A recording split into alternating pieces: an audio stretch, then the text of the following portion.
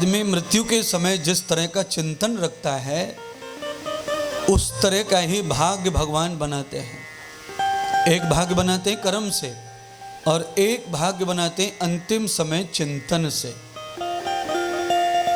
श्रीमद् भागवत में कथा आती है राजा भरत की, जड़ भरत की, जिनके नाम से इसका नाम देश का भारत पड़ा।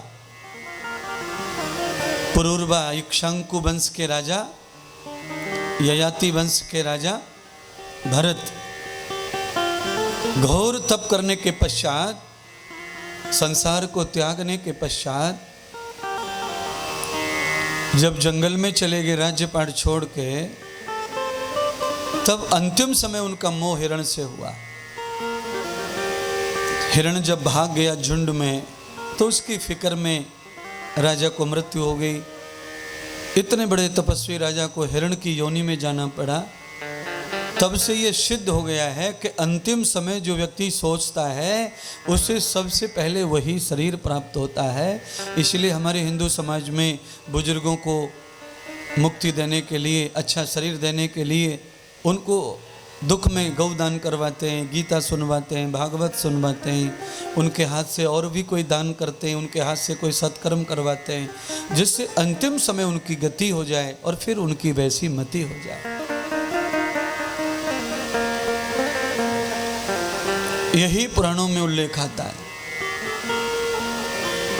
तो आप और हम सब लोग जितने बैठे हैं, हमें अपने अंतिम समय का आभास नहीं है, अंदाज नहीं है। हम लोग कोई भी नहीं बता सकते कि हमारा अंतिम समय कब आएगा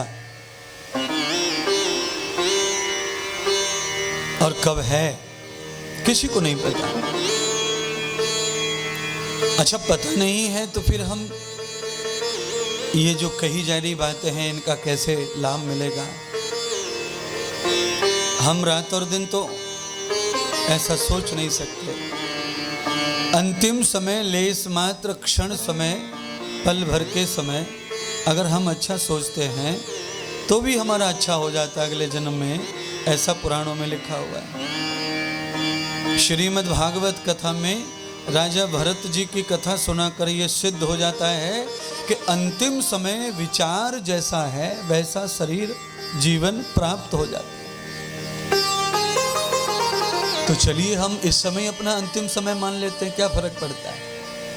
भागवत चल रही है, पांडाल है, गया जी हैं और यहाँ बहुत पुराने मरे हुओं की सदगति मिल जाती है।